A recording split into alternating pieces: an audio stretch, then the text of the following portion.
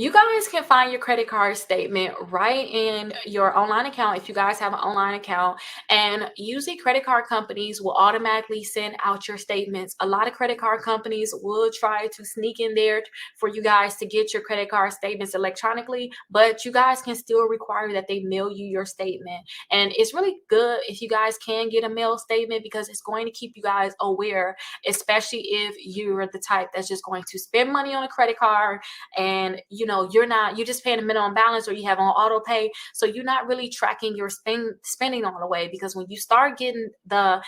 statements in the mail, you guys are going to be able to look through all of these different transactions, making sure these transactions is actually yours. And they'll send these different statements out for free, so you guys definitely want to get it because you're going to see everything that's going on